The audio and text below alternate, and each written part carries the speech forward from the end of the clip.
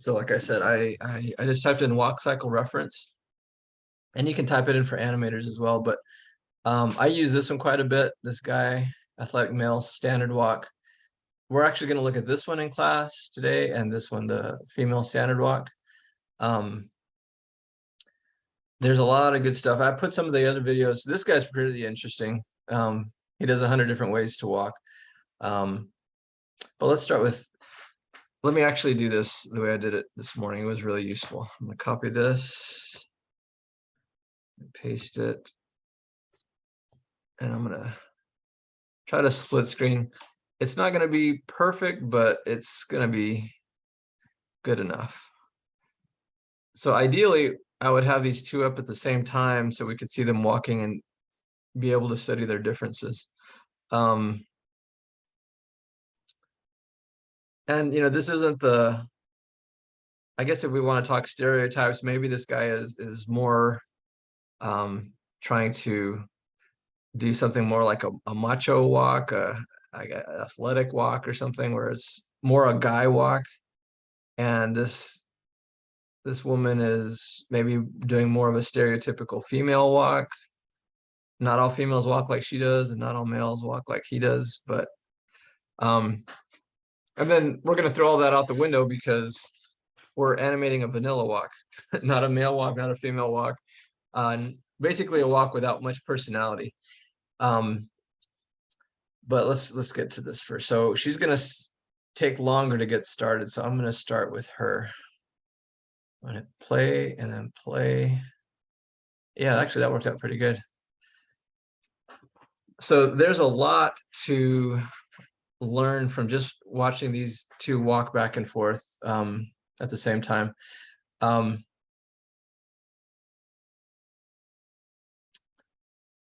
So just starting at the feet, I should have started her first. You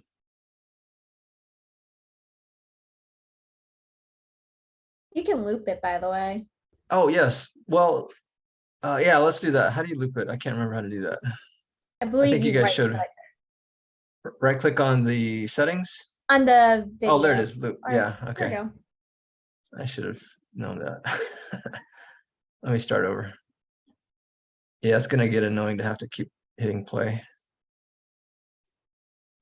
Okay. So starting at the feet, you can see that their gait is, he's taller than her, so his gait is probably a little bit wider. But even for her short, well, I wouldn't say she's short. I don't know how tall she is, but she seems to have a fairly wide gait. Oh yeah, that's not gonna. Well, we'll just keep watching. We'll just let it loop.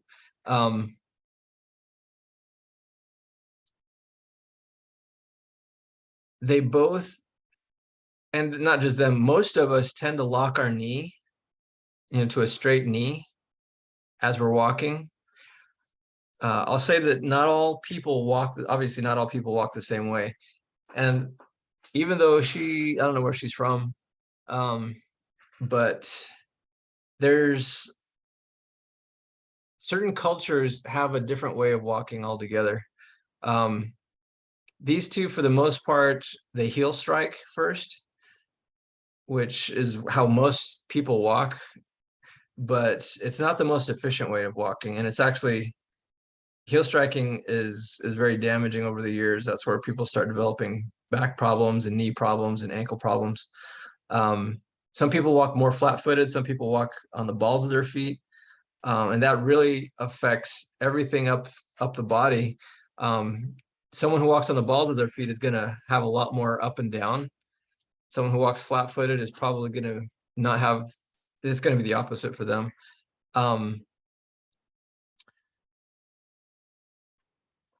So let's talk a little bit about him while we're watching this. More specifically, there's a lot going on in a walk cycle. You can see that the arms are switching, so that the arms are countering what the legs are doing. In other words, when his right leg is forward, his right arm is back. When his when his left leg is forward, his left arm is back, and vice versa. That's pretty much standard how most people walk, unless there's very little swing at all. But that's the general mechanics. And to get that happening, the hips, especially in the front view, the hips are rotating towards the leading leg, and that actually gives us more length of the leg. You'll find that out because as you animate your character, you'll find that the leg starts to get locked, and then as you rotate the hip, it opens up the leg a little bit more for a little bit more distance. The shoulders are countering what the hips do. So when the right hip is tilted, the right shoulder is, well, let's say the right hip is tilted down, the right shoulder is tilted up.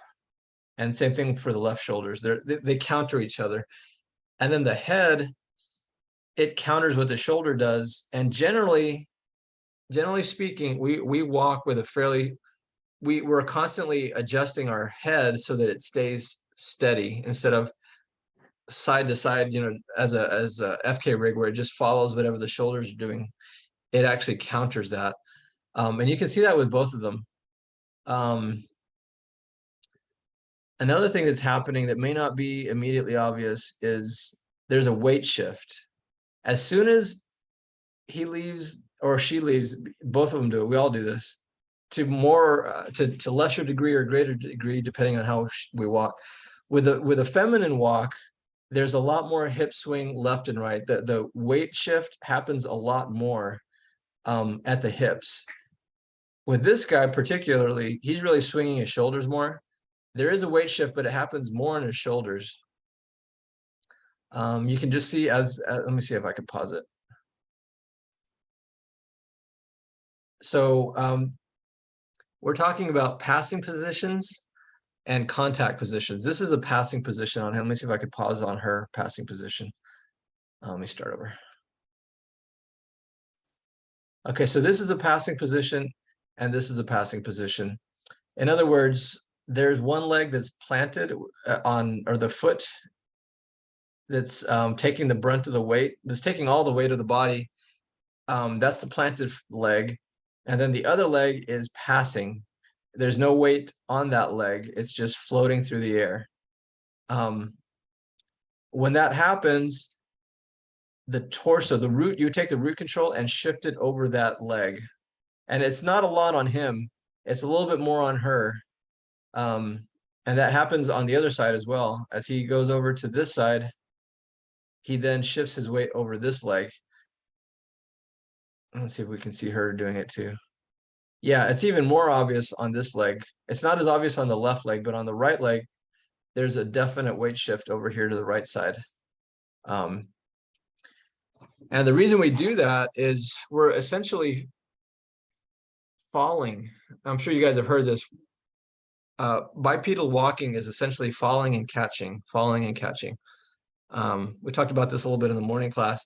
When baby animals are born, like deer and lions and gazelle and wildebeest, well, not lions, but the prey animals, the herd animals, within a couple of hours of being born, they're already up and running. And if they're not, then they're dinner for somebody. But it's a lot easier for an animal to learn how to walk on 4 legs than it is to walk on 2. It takes us, I think my daughter was 8 months when she was walking, which is really early for babies, for human babies. I think generally boys take longer to develop that skill than girls do. So there's just so much that goes on in our brains understanding the mechanics of how that works, and we fall down quite a bit before we finally get it. So I wanted to start at the very beginning for a second and show you something on both of them, right there, and then right there. So you can see this angle from, if you take a line from the top of his head and just draw straight through, there's a slight bit of a curvature, but for the most part, it's a fairly straight line from his head to his heel. And it's even straighter on hers, from her head to her heel. you can see that they're just leaning forward. They're allowing themselves to fall forward. And this is how we walk. And as they're falling forward, they move that leading foot into position to catch them from their fall. So they don't just keep falling forward. That's why it's a fall and a catch, fall and a catch. But there's a lot of balancing that has to happen. Let me play forward. So there are the main poses that we're going to talk about. This is one of them. This is called the contact position.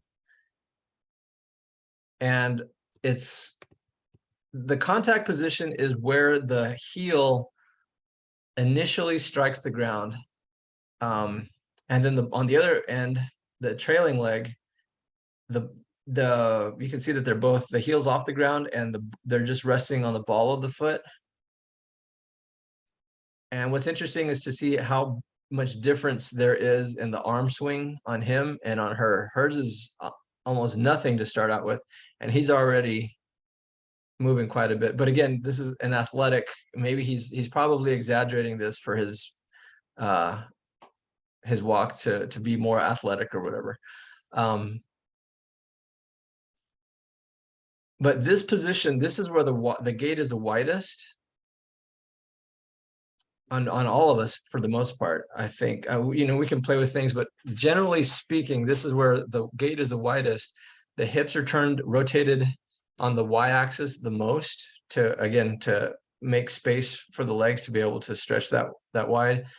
And then on the upper side, on the shoulders, this is also where the shoulders are rotated in the y-axis at their greatest point. And then the arms are swinging at their greatest. So this is definitely an extreme pose. The next pose I already talked about was the passing position.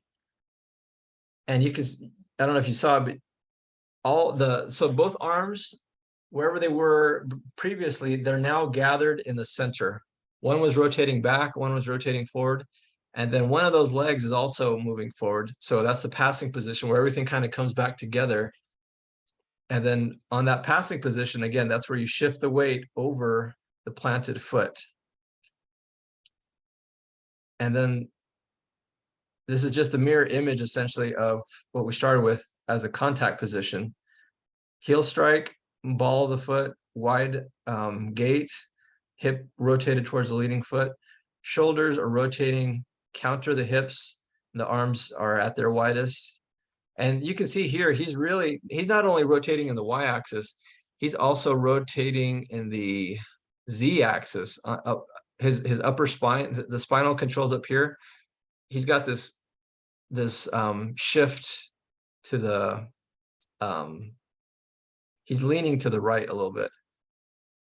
And then back to the next passing position, everything's kind of gathered in the middle again. And again, that's where the weight shifts over that planted foot. So for Tuesday's class, what I'm looking for is those 4 poses. The contact position, let me show you on this one. So here's the contact. Well, I'm not going to use this one because hers is, let me see how much she changes. Yeah, hers is a little different.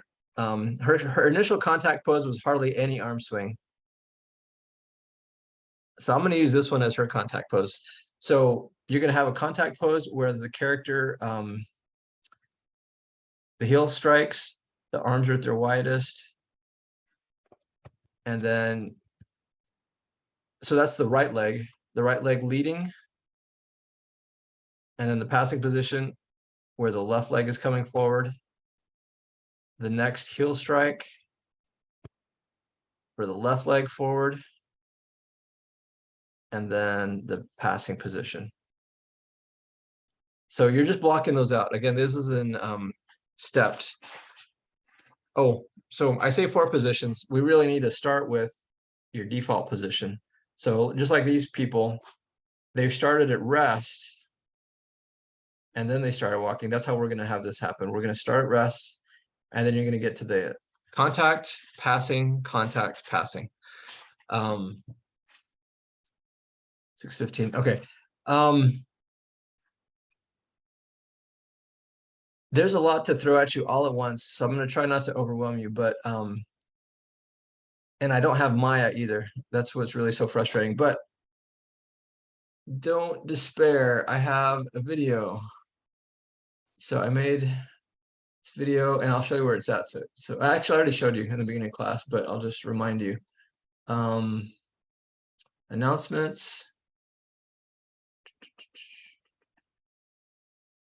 Helpful video references. And I could put these videos in there as well, but I'm just pulling this up.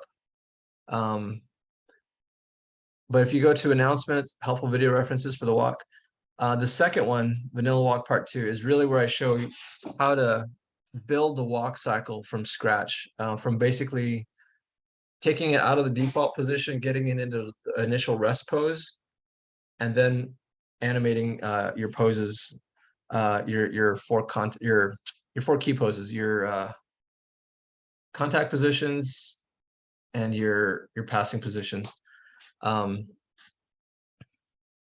What else was I going to say about the walks? We're going to do something which is not generally humanly possible unless you're in a fight with someone like Ronda Rousey and she uses the armbar to break your elbow. Right here, you can see that that arm is fairly straight. We're actually gonna, with this rig, we're gonna break it just like in an armbar where it's actually bending farther than it's able to. And we're not going to do a huge break. It's just a slight break. And just like the chain on the pendulum swing, as you do that, it's just going to feel more flexible, more fluid. And then the hand is, the wrist is also going to, it's not going to break, but it's just going to rotate like the pendulum, where it's just, we get some just subtle overlapping action on the hand and the arm. And let's see. And I don't know if I can pick this up. I forgot to show this to the morning class. Let me see if I just play through it. I'm watching his feet in the front view. Let me make this bigger. Yeah, I do see it. So as you watch his feet, I'll play it from the beginning again. As you watch his feet, he's not just moving the feet forward, but he's also tilting them back and forth. Let me see, right? There's a slight rotation of his foot away. And also you can see he's actually tilting that same direction, tilting outward with his passing leg. So some people walk pigeon-toed, some people walk what's it called? The opposite of that, like duck feet, where they're really wide. I have bow legs, so I walk more on the outside of my foot. All that stuff, you know, I'm also 47 years old and I herniated a disc when I was 17. That's been haunting me my whole life. I have back problems. I'm kind of more of a lanky frame, so I naturally slouch. I saw my father growing up. I still see him, you know, he slouched his whole life. All of his kids slouch. You know, our life experiences and our body types and our family pedigree, all that stuff affects our own experiences. That also affects how we walk. Our mood affects how we walk. You know, if we're happy and we're confident, we're probably taller. If we're sad, we're kind of drooping. If we're in pain, that affects how we walk. So those are all things to keep in mind. But yeah, just watching his feet, you can see there's he kind of kicks out just slightly. And with that, I want to see if what she does. I think she does something completely different.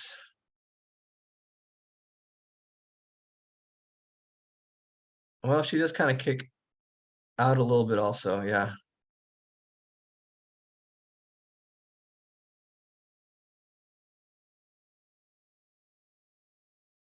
We'll play it from here.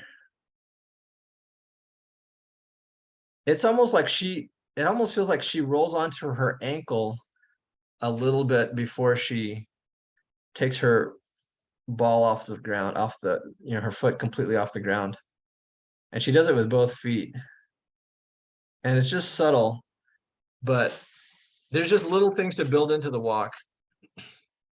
And when I was a couple years ago, when I was so in person, I really like to have my class take a class field trip, and we go out into a hallway, and we just watch each other walk, you know, two at a time. We have the whole class line up, and then we all walk. And it's kind of unnerving. It feels weird to have someone intentionally watching you, the whole, especially the whole class, especially because we're paying attention to how we walk. But it was really revealing. I had no idea that my right arm swings a lot more than my left arm. And actually, she does the same thing. Watching hers, like we saw, there's hardly any movement in her arms. Now they're starting to pick up. Her left arm swings a little bit. You can see her right arm doesn't come out nearly as far as her left arm. That's kind of how I walk. I don't know if I do it as extreme as she does, but one arm is a little bit less animated than the other for some reason. And where this guy, he really gets his arms swinging. And I really don't feel like this is his genuine walk cycle. Like if we just saw him walking in the street, I don't think this is how he would walk so much. I think he kind of exaggerated a little bit to be more athletic, in my opinion. But I could be wrong. I don't know. It just seems like his arms are really, really moving. And he's got a lot of up in his step too. He's really taking a big, there's a lot of bounce to his walk. Oh, so that was the other thing. I don't remember if I pointed it out, but yeah, how much rise and fall. According to Richard Williams, men typically have more bounce to their walk, where women, there's a lot less. And you know, these two examples are a good example that you can see the top of her head just passes the number 2 unit a little bit, but not so much, where he really gets up there. And I think it almost feels like he walks more on the balls of his feet than she does. She almost leaves at the last minute where her foot can still be flat on the ground, where it seems like he's up on his off of his heel faster than she is.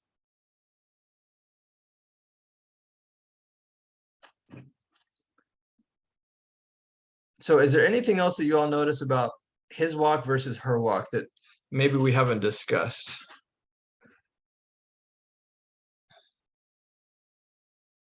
I know I went through a lot of stuff.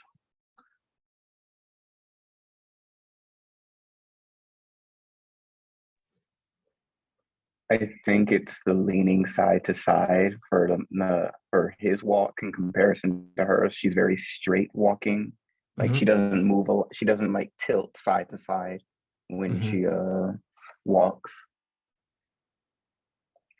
Well, her shoulders really counterbalance her hips nicely, where it almost seems like that's why it almost feels more intentional how much side sway he has. Yeah, Where it seems hers is, exaggerated. yeah, it really feels exaggerated. Um, if what do you which body part do you think he leads with versus what body part do you think she leads with? Seems like the shoulders for him Hmm. and then the hips for her. Exactly. And that really makes a difference in how they walk. Her walk is almost leaning backwards. Almost. I wouldn't say it is, but it almost feels like she's leaning backwards as she walks, with her leading with her hips, where his is very much forward with his shoulders.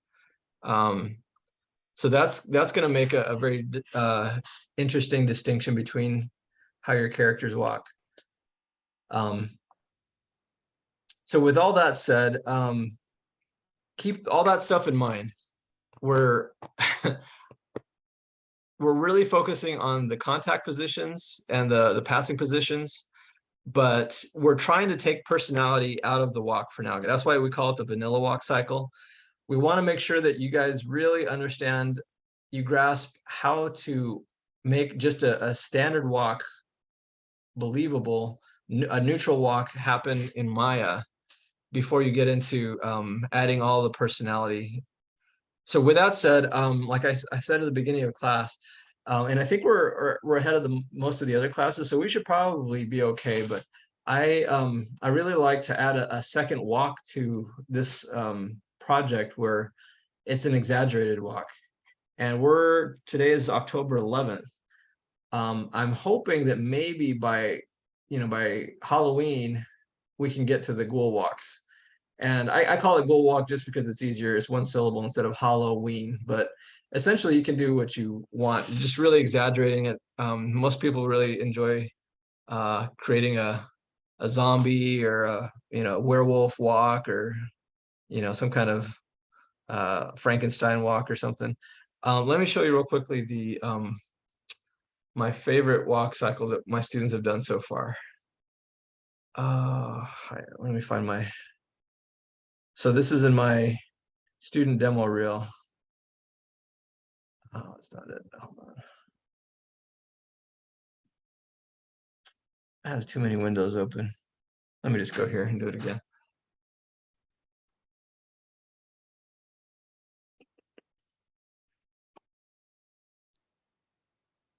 This is 2020. Yeah, so back then I call it the Halloween walk. Oh, hold on. Let me back up one. So one of the reasons this student, her name is Olivia, was so successful is because of her video reference. And I stress, that's what we're doing right now. We're really analyzing how humans actually walk instead of just trying to invent it. The more you do that, the better your animations will be.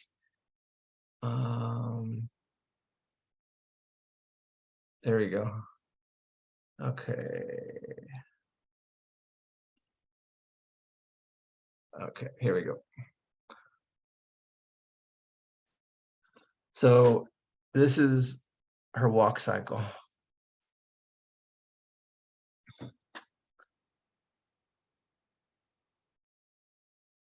So it's really exaggerated. She's just dragging this leg. There's a lot of overlapping action. Her character doesn't have her big flowy hair like hers. That'd be a lot harder. Well, actually, with special effects, you can get away with that without much effort. But for our purposes, we're not worrying about special effects. But there's drag in her head. All right, so let's watch what she actually did with it. Polish.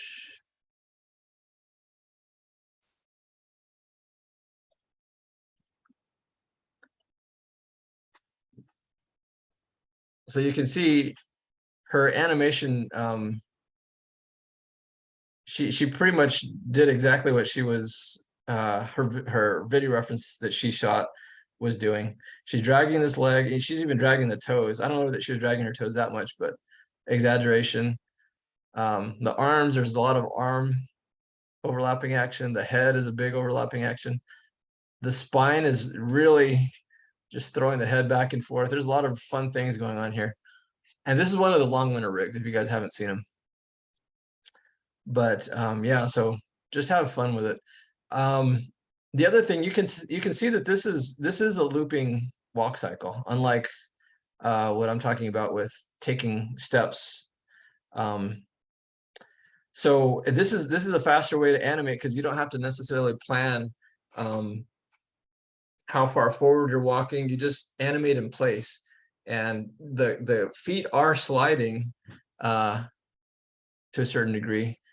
So with walk cycles that are actually looped like that, that's where you take that master control and you actually end up animating the master control instead of the feet walking, actually translating forward, and the root control translating forward. Reggie says Wi-Fi. I'm not sure what all that is. Was that intended for me, Reggie? AKGK. No, what was happening was my Wi-Fi was going out for a brief moment, so I just wanted to let you know that if I start like flickering in and out, that it's because my Wi-Fi. Okay. Oh, by the way, I've been missing some of your comments. Morgana says, looking a bit, it says they are supplying free characters maybe, but just these 5. So Looking a bit more into it, it might be just the one. And the issue, I would say the quote unquote issue, I don't know, with the one that they offer for free is that it has 4 arms and it doesn't have a really standard body type. It's more of a like beefy character. Oh, okay. Yeah, so yeah, that's visiting long winter. And then David says her knees face inward while his knees face outward. So you're talking about the difference between the male and the female standard walk. Let's actually look at that. I'm glad you pointed that out. And I just missed it.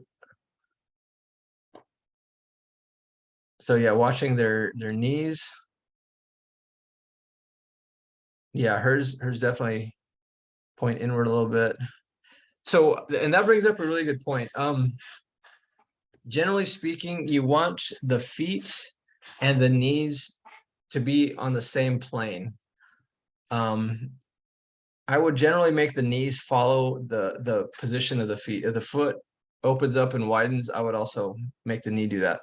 There are certainly exceptions, but for what we're doing as far as this vanilla walk, that's gonna make things a lot cleaner for you guys. Also, look, one thing I forgot to point out between their walks, he's got a wider stance side to side. His feet are like, even starting here at the beginning. Ah, darn it. Hold on. Well, they're not too far apart. They're about the same. They're fairly close as far as how wide their feet are apart. But when they start walking, you'll notice that she's almost walking on a tightrope. One foot is almost right in front of the other, or he walks a little bit wider. There's more space between his feet from side to side, where hers are maybe not a tightrope, but there's a lot less space between her feet.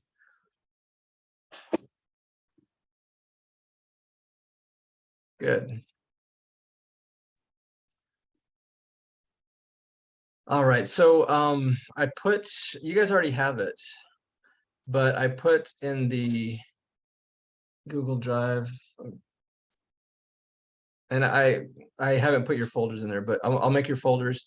But this walk 01, this is essentially the same file as the gestures that you guys use, the same rig, the ultimate rig.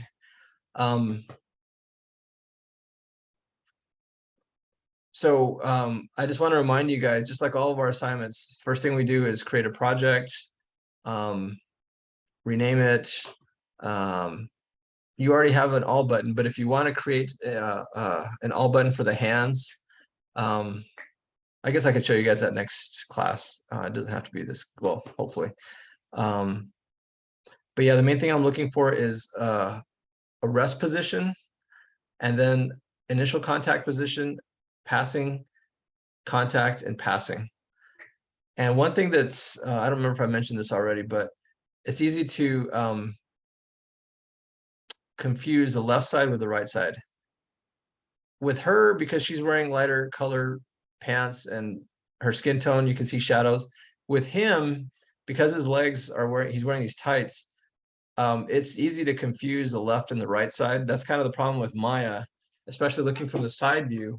It's easy to confuse which leg you're on and select the wrong one. So very often what I do, if I want to work with the left leg, I'll select it in the front view or the perspective view to make sure that I have the right one that I'm working with. Also for this assignment, we're going to be animating to 3 cameras instead of just 1.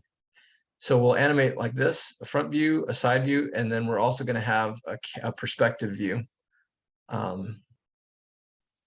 Oh, I forgot to mention, let me, on the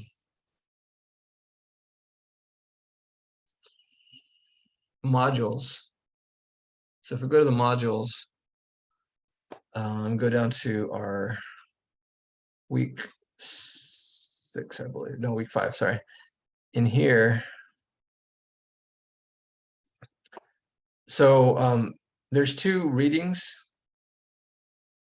Discussion 5, or illusion of life, and then the animator survival kit. These pages, I haven't looked at my illusion of life for a while, but I know that these pages 102 through 166 have a huge amount of information that's going to make things more clear for you. This is a really cute Disney dwarf character, but it's kind of hard to, I mean, you can see that that leg is up and then it's down and then it's planted and it's passing right here, I think. but the way it's broken up in the Animator Survival Kit with more stick-like figures is a little bit easier to understand the points that we're trying to make with all this contact and passing, extreme up, extreme down, all that stuff. Here's a demo. Let's see. Yeah, so this is, I actually like to have my students animate this character first because it's a much simpler rig. There's not a torso, or you just figure out what's going on at the top first. But yeah, you can watch that. That's Mel animating through this. And there's a couple of examples.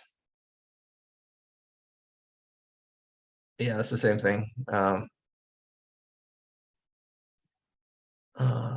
To commercial.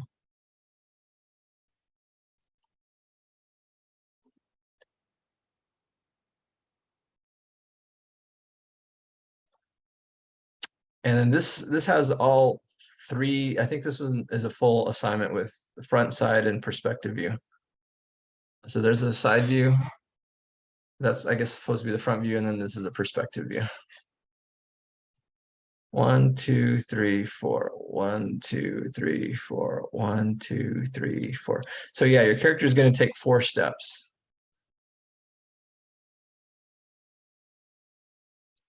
And there's nice, there's a lot of nice things going on here. But yeah, I don't know how well you can see these with the bandwidth that we're working from. So does anyone have any questions about what's due for Thursday's class?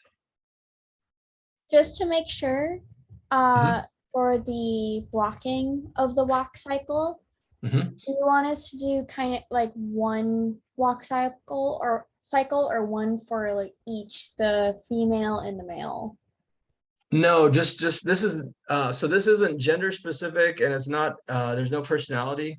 It's just a vanilla walk cycle. So we're really just trying to make sure that you guys really understand with all of your walk cycles, you have to have some weight shift and contact with the ground, and the feet have to stick at a certain point. There has to be arm swings, and hips counter the shoulders, the head counters the shoulders, all that kind of stuff.